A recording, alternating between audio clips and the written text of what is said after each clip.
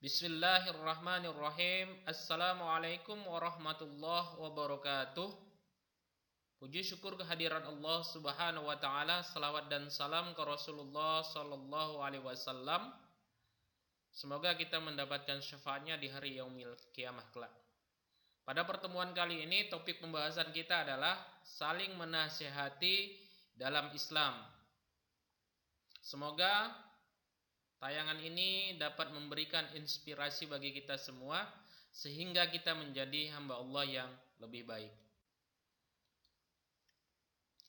Agama Islam adalah agama nasihat. Semua sendi dalam agama Islam adalah nasihat. Dan setiap kita dalam agama ini akan senantiasa menasihati dan dinasihati. Makna dari nasihat adalah menyuruh kebajikan dan melarang kemungkaran, yaitu mengajak orang lain untuk mengerjakan perbuatan yang dapat mendekatkan diri kita kepada Allah Subhanahu wa taala dan mengajaknya untuk tidak melakukan perbuatan yang malah dapat menjauhkan diri darinya. Saling mengingatkan dalam hal kebaikan merupakan kewajiban sesama muslim. Dalam Islam, mengingatkan orang lain secara lisan atau semacamnya biasanya disebut dengan nasihat, wasiat, tausiah, mauizah, dan tazkirah atau peringatan. Semua kegiatan itu adalah bagian dari dakwah, yaitu dakwah bil lisan. Karena hanya berupa ceramah, sedangkan dakwah bukan hanya melalui lisan. Jadi dakwah ini ada dua. Yang pertama dengan lisan, dengan ucapan, dan yang kedua dengan ajakan atau dengan perbuatan. Dan sebagian ulama menambahkan dengan mendoakannya supaya mendapatkan hidayah. Jadi secara umum dapat disimpulkan dakwah itu ada tiga: bil lisan, bil af'al, dan dengan doa. Kata an-nasihah atau nasihat dalam bahasa Arab dapat ditafsirkan dengan dua penafsiran. Yang pertama, an-nasihah dimaknai dengan al-khulus, yang artinya suci dan bersih dari kotoran. Semisal dikatakan dalam bahasa Arab, aslun nasihun, artinya madu yang tidak tercampur dengan pengotor apapun. Jadi madu murni.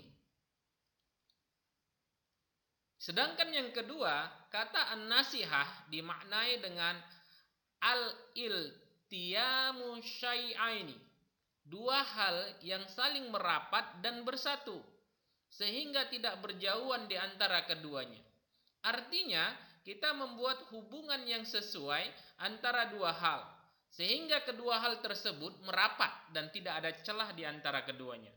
Maka dikatakan bahwa penjahit atau al-khiyatu merupakan orang yang memberikan nasihat atau an-nasihu, karena biasanya seorang penjahit menyatukan antara dua sisi kain dengan jahitan yang dia buat.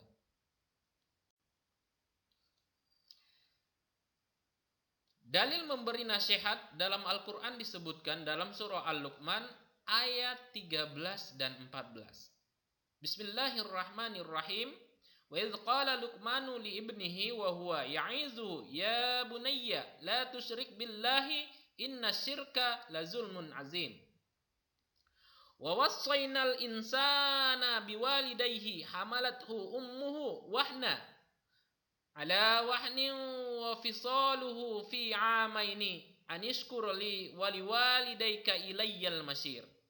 Dan ingatlah ketika Luqman berkata kepada anaknya di waktu ia memberi pelajaran kepadanya, "Hai anakku, janganlah kamu mempersekutukan Allah. Sesungguhnya mempersekutukan Allah adalah benar-benar kezaliman yang besar. Dan kami perintahkan kepada manusia untuk berbuat baik kepada kedua orang ibu bapaknya. Ibunya telah mengandungnya dalam keadaan lemah dan menyapihnya dalam 2 tahun. Bersyukurlah kepadaku, kata Allah, dan kepada kedua orang ibu bapakmu. Hanya kepadaku kepadakulah kata Allah kamu kembali. Jadi buat sobat semanise sekalian, kewajiban memberikan nasihat itu mutlak. Ada dalilnya tadi seperti yang kita sebutkan di atas. Tapi di dalam memberi nasihat ada adab-adab yang perlu kita perhatikan. Di antaranya yang pertama sekali adalah ikhlaskan niat. Semata-mata untuk mengharapkan wajah Allah Subhanahu wa taala. Karena yang demikian ini berarti memberi nasihat akan mendapatkan ganjaran dari Allah Azza wa Jalla. Sehingga Allah pun akan membantu kita agar orang yang kita nasihati diberikan oleh Allah Subhanahu wa taala. Jadi ini poin yang paling penting. Ketika memberi nasihat, ikhlaskan niat kita. Pasrahkan. Yang kedua, menasehati secara rahasia. Ini sangat penting, sobat semanise sekalian. Sesungguhnya penerima nasihat adalah orang yang sangat butuh untuk ditutupi segala keburukannya dan diperbaiki kekurangan-kekurangannya. Maka tidaklah etis ketika nasihat itu disampaikan secara terbuka. Imam Abu Hatim bin Hibban Al-Busni rahimahullah berkata, namun nasihat tidaklah wajib diberikan kecuali dengan cara yang rahasia. Karena orang yang menasihati saudaranya secara terang-terangan pada sejatinya ia telah memperburuknya. Barang siapa yang memberi nasihat secara rahasia, maka dia telah menghiasinya. Maka menyampaikan sesuatu pada seorang muslim dengan cara menghiasinya lebih utama dari bermaksud untuk memburukannya. Jadi ada satu pepatah mengatakan, ketika seorang teman memberi nasihat di depan umum, itu sebenarnya mempermalukannya. Ada baiknya ketika teman kita sedang dalam suatu tindakan kesalahan, kita panggil diam-diam, kemudian kita beritahu, kita nasihati. Sehingga itu insya Allah akan membuatnya lebih memahami dan tidak membuat dia lebih buruk di mata teman-temannya. Yang ketiga, memberi nasihat dengan halus, penuh adab dan lemah lembut. Jadi, panduan yang diberikan Rasul ketika kita memberi nasihat itu tidak dengan cara kasar. Bayangkan seandainya kita memberikan nasihat dengan cara kasar atau dengan kekerasan, maka bisa dipastikan orang yang kita beri nasihat itu akan melawan.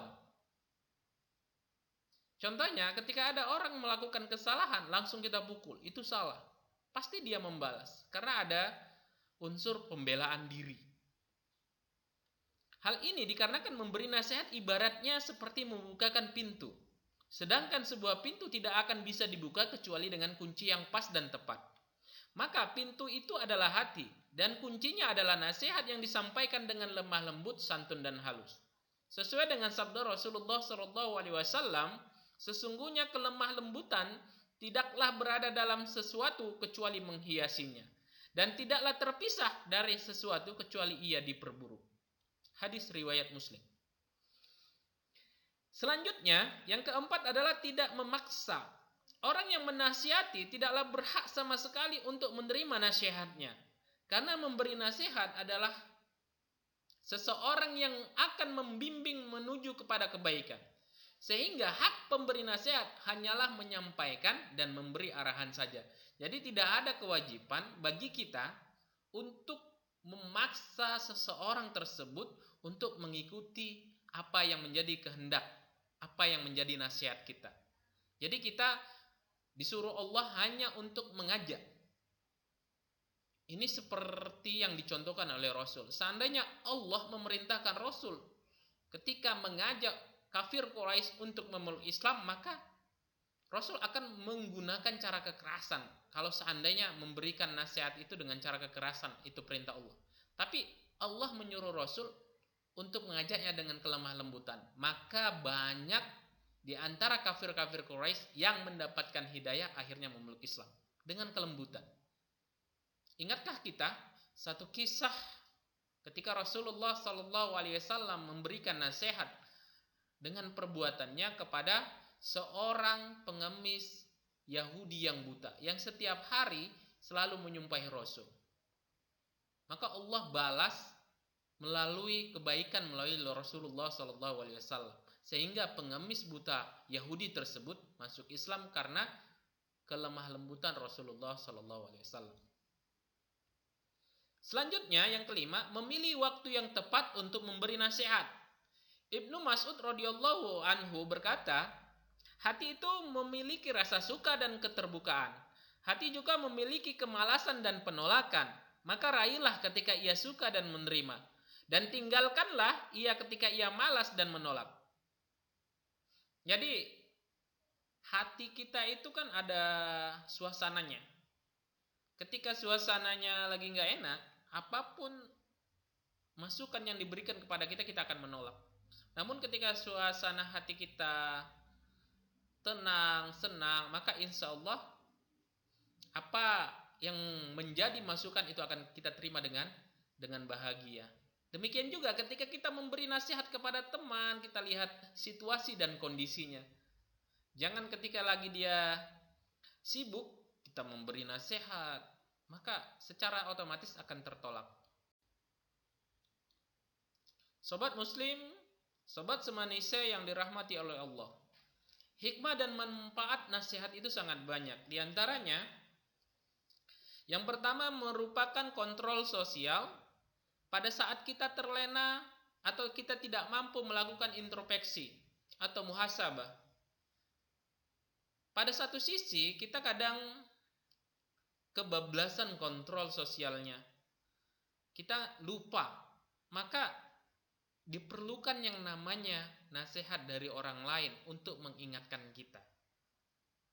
Yang kedua, hikmah dan manfaat nasihat tersebut mengingatkan diri sendiri untuk konsekuen jika kita sebagai pemberi nasihat. Jadi ini yang sangat penting. Jadi ketika kita memberi nasihat, itu ibarat kita melempar bola kasti ke dinding. Semakin kuat kita lempar, maka semakin kuat membalannya atau pantulannya. Kayak gitu juga ketika kita memberi nasihat kepada orang lain,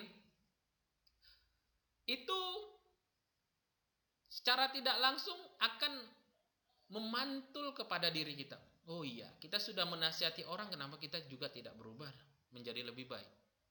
Yang ketiga, selalu menjaga kebersihan hati dan pikiran dari niat dan rencana kotor atau tercela. Jadi nasihat ini ibarat rambu-rambu. Rambu-rambu yang selalu mengingatkan kita. Jadi ketika kita dalam masalah atau ketika kita salah jalan, maka ada orang yang menasihati atau mengingatkan kita. Yang keempat, terjalinnya persatuan dan persaudaraan antara pemerintah dan semua lapisan masyarakat. Otomatis ketika yang salah dinasihati, diingatkan, maka ada kontrol pada diri seseorang tersebut untuk tidak melakukan kesalahan. Demikian juga sebaliknya. Ketika pemberi nasihat itu salah, maka orang lain yang memberi nasihat. Jadi ada saling rasa isi mengisi, sehingga terjalin persatuan dan persaudaraan. Kemudian yang selanjutnya, terjaganya lingkungan dari kemaksiatan dan penyakit sosial. Terciptanya keadilan, keamanan, ketentraman, dan perdamaian dalam masyarakat. Dan yang paling penting, poin terpenting adalah mendapatkan balasan kebaikan dari Allah Subhanahu wa taala baik di dunia maupun di akhirat. Sobat semanise rahimakumullah, ada beberapa momen atau pembagian dari nasihat. Ada nasihat itu yang bisa kita berikan secara langsung, ada juga yang kita berikan secara formal. Jadi secara langsung itu ibaratnya informal, dari pribadi ke pribadi, dan forumnya itu umum. Dan ini forumnya khusus. Jadi nasihat yang khusus ini terbagi menjadi 3 bagian. Yang pertama khutbah, yang kedua tabligh, dan yang ketiga takwah. Apa itu khutbah? Khutbah secara bahasa berarti ceramah atau pidato. Selain itu juga khutbah dapat bermakna memberi peringatan, pembelajaran atau nasihat dalam kegiatan ibadah seperti ketika sholat Jumat, Idul Adha, istisqa, khusuf, ukuf, dan nikah. Jadi secara khusus, khutbah ini termasuk dalam an-nasihah. Sedangkan pengertian khutbah secara istilah yaitu kegiatan ceramah yang disampaikan kepada sejumlah orang Islam dengan syarat dan rukun tertentu. Jadi kalau khutbah ini punya rukun. Kalau tadi nasihat secara formal, secara umum, dia tidak memerlukan syarat, tapi adab. Sedangkan khutbah ini secara informal, secara lebih khusus, dia memerlukan syarat dan rukun. Apa saja nanti kita bahas di selanjutnya. Tabligh secara etimologi atau bahasa berasal dari kata balagha yuballighu tablighan yang artinya menyampaikan atau memberitahukan secara lisan. Biasanya tabligh ini ada tabligh akbar. Biasanya dikumpulkan dalam satu forum masyarakat, kemudian ada seorang ustadz dipanggil untuk menyampaikan secara lisan atau mengingatkan secara pemberitahuan. Adapun secara terminologi, istilah tabligh berarti menyampaikan ajaran Islam baik dari Al-Quran maupun hadis yang ditujukan kepada manusia. Tabligh juga dapat diartikan sebagai kegiatan menyampaikan pesan Allah Subhanahu wa taala secara lisan kepada satu orang Islam atau lebih untuk diketahui dan diamalkan isinya. Dakwah berasal dari bahasa Arab yaitu da'a ya'du da'watan, yang berarti memanggil, menyeru atau mengajak. Menurut istilah, dakwah adalah kegiatan untuk mengajak orang lain ke jalan Allah Subhanahu wa taala secara lisan atau perbuatan, untuk kemudian diamalkan dalam kehidupan nyata supaya mendapatkan kebahagiaan yang hakiki baik di dunia maupun di akhirat. Seseorang yang melakukan dakwah disebut dai. Adapun macam-macam dakwah berdasarkan bentuk penyampaiannya, yaitu dakwah dengan lisan. Contohnya kultum, kajian, khutbah. Dakwah dengan tulisan bisa jadi dengan buku, membuat artikel lalu diletakkan di majalah dinding atau diunggah ke internet. Yang kedua, dakwah dengan perilaku, yaitu memberi contoh kepada orang lain agar berperilaku sesuai dengan syariat Islam. Jadi dakwah itu secara umum ada dua. Dakwah bil lisan, dengan perkataan atau tulisan. Kemudian yang kedua dengan perilaku. Selain itu, kegiatan dakwah dapat berupa aksi sosial yang nyata. Misalnya, santunan kepada anak yatim, sumbangan untuk membangun fasilitas umum, dan lain sebagainya. Sobat Semanisi rahimakumullah, ini pembahasan yang tentang khutbah. Khutbah itu kan dia tertentu, maka dia memerlukan syarat. Yang pertama, syarat seorang khotib. Jadi khotib ini adalah orang yang melakukan khutbah. Itu pertama harus Islam. Yang kedua, baligh. Baligh ini artinya dewasa. Yang ketiga, berakal sehat. Jadi nggak sah khutbahnya, terutama khutbah Jumat, apabila disampaikan oleh orang gila atau orang yang tidak waras. Yang keempat, mengetahui ilmu agama. Ini yang paling penting. Syarat-syarat khutbah Jumat, yang pertama dilakukan khutbah itu sesudah tergelincirnya matahari. Jadi khutbah ini memerlukan waktu yang khusus. Jadi kalau khusus untuk khutbah Jumat, dia tergelincirnya matahari atau masuk waktu zuhur. Yang kedua, khatib dalam keadaan suci dari hadas dan najis. Yang ketiga, khatib haruslah laki-laki. Maka nggak sah khatib perempuan. Yang keempat, khatib duduk di antara dua khutbah. Yang kelima, khutbah diucapkan dengan suara yang keras dan jelas. Yang keenam, khutbah dilakukan dalam keadaan berdiri jika mampu. Sedangkan yang terakhir, hendaknya tertib dalam melakukan rukun khutbah. Syarat dua khutbah.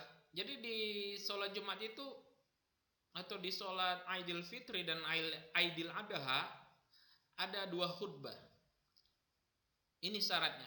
Khutbah dilaksanakan sesudah waktu zuhur untuk sholat Jumat. Sedangkan untuk sholat Aidil Fitri dan Aidil Adha dilakukan ketika pagi hari sesudah Ramadan. Yang kedua, khatib duduk di antara dua khutbah. Jadi biasanya ketika kita menyampaikan khutbah pertama ada jeda. Jeda itu khatib harus duduk. Kemudian yang ketiga, khutbah diucapkan dengan suara yang keras dan tertib.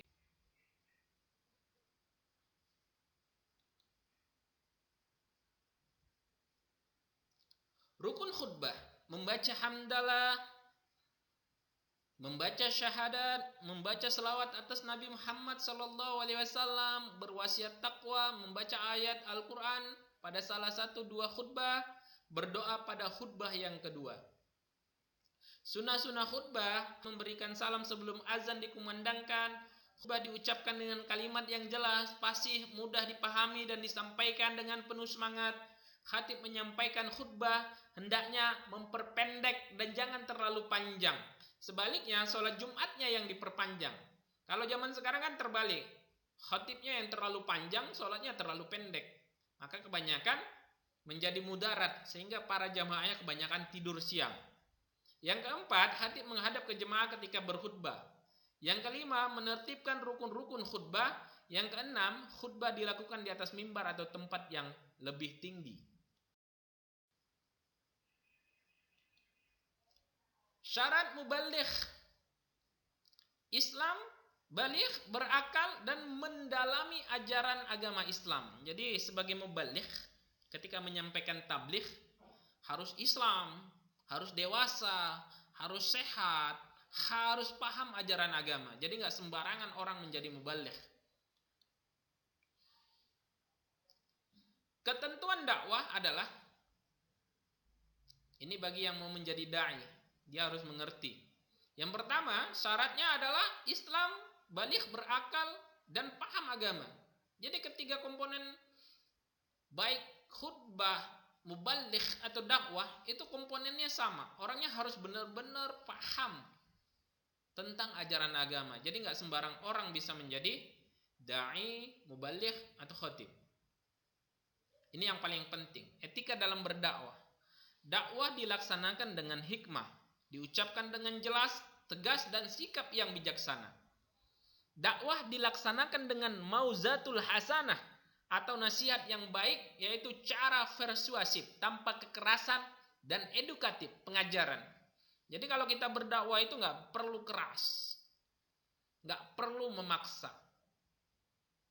Yang ketiga, dakwah dilaksanakan dengan memberi contoh yang baik. Yang keempat, dakwah dilaksanakan dengan mujadalah, yaitu diskusi atau bertukar pikiran yang berjalan dengan dinamis dan santun, serta menghargai pendapat orang lain. Jadi, nggak boleh kita menjelekkan lawan debat kita. Itu termasuk dari nasihat juga. Contohnya, ada dua ormas di Indonesia ini yang besar. Ormas Muhammadiyah dan NU. Ketika dalam masalah doa kunut, maka kita tidak boleh menjelekkan. Kalau kita NU tidak boleh menjelekkan orang Muhammadiyah ketika tidak membawakan doa kunut ketika sholat subuh. Demikian juga sebaliknya, orang Muhammadiyah nggak boleh menjelekkan NU ketika melihat orang NU sholat subuhnya pakai kunut. Saya teringat seorang ulama besar yaitu Buya Hamka. Beliau Muhammadiyah Tulen. Ketika beliau disuruh untuk menjadi imam di kalangan orang-orang NU, waktu beliau berkunjung di daerah Jawa, pesantren Jawa, maka ketika sholat, beliau memakai doa kunut. Artinya, untuk menghormati orang-orang NU. Jadi, beliau ini luar biasa. Contoh suri tauladan yang baik. Etika dalam menyampaikan tabligh, menggunakan bahasa yang mudah dipahami, bersikap lemah lembut, mengutamakan musyawarah dan berdiskusi. Kemudian materi dakwah yang disampaikan harus memiliki dasar hukum yang kuat, sumbernya juga jelas, menyampaikannya dengan ikhlas dan sabar sesuai dengan kondisi psikologis dan sosiologi si penerima. Tidak menghasut orang lain untuk merusak, bermusuhan, berselisih, atau mencari kesalahan orang lain. Jadi ini etika dalam menyampaikan dakwah, tabligh. Jadi kita tidak Disuruh untuk mencari-cari kesalahan orang lain, tidak bergibah malah.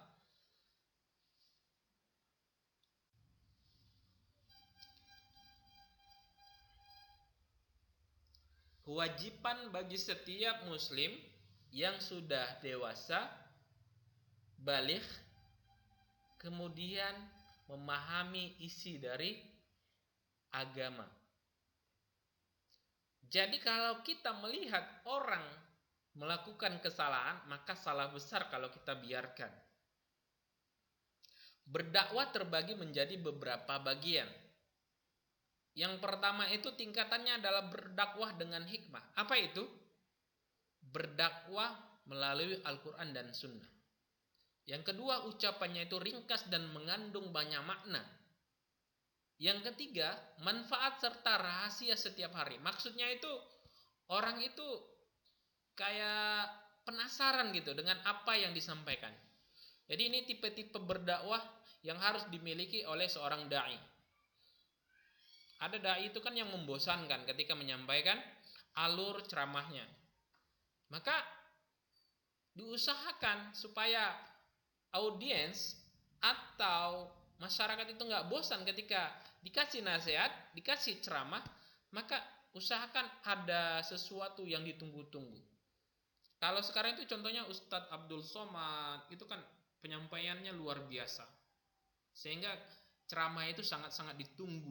Karena ada seperti rahasia yang akan disampaikan setiap kali dia menyampaikan tausiah. Yang kedua, berdakwah dengan mau'idah hasanah, yaitu memberikan motivasi untuk berbuat baik atau memberi peringatan jika melakukan maksiat. Yang kedua, harusnya memakai ucapan yang lemah lembut. Kemudian pengajaran yang didakwain harus mengandung pesan positif. Jadi secara umum, mau'idah hasanah dapat diartikan sebagai nasihat yang diucapkan dengan perkataan lemah lembut, sehingga dapat masuk ke dalam hati orang yang didakwahi dan dapat diterima dengan penuh kesadaran. Yang terakhir, berdakwah dengan mujadalah ahsan. Apa itu mujadalah ahsan? Adalah melakukan diskusi, bertukar pikiran, ataupun membantah perkataan dengan adab, dengan ilmu. Jadi tidak disarankan membantah, berdebat dengan kasar, dengan tidak punya dasar, dan dengan kekerasan.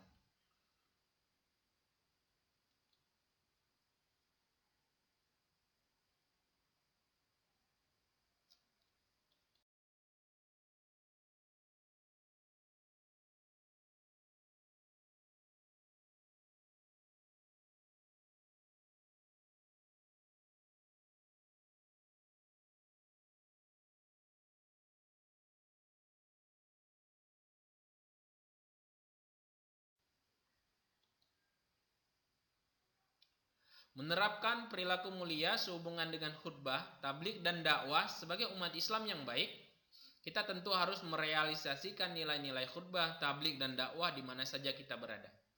Adapun cara-cara yang dapat dilakukan yaitu ketika sholat Jumat, hendaknya mengamati dan menyimak khutbah yang disampaikan khatib dengan memperhatikan secara utuh. Diharapkan suatu saat apabila kita tampil sebagai khatib bisa.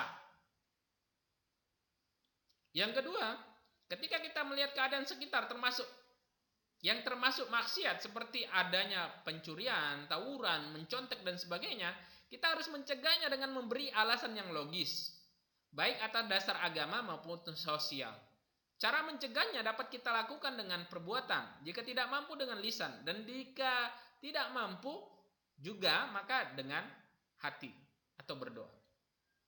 Yang ketiga, jika melihat sesuatu yang baik, contohnya kita melihat kebaikan, maka harus dimulai dari diri sendiri. Dari tindakan yang kecil dimulai dari sekarang. Dan yang terakhir, 4 dan 5, lebih aktif mengikuti kegiatan keagamaan supaya memperdalam ilmu,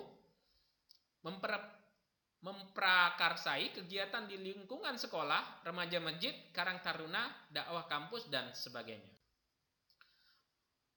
Oke, demikian saja topik pembahasan kita pada kali ini. Semoga bisa memberi inspirasi bagi kita semua dan membawa kita menjadi hamba-hamba Allah yang terbaik dan nanti di akhirat disandingkan dengan hamba-hamba Allah yang terbaik lainnya. Amin, amin ya rabbal alamin.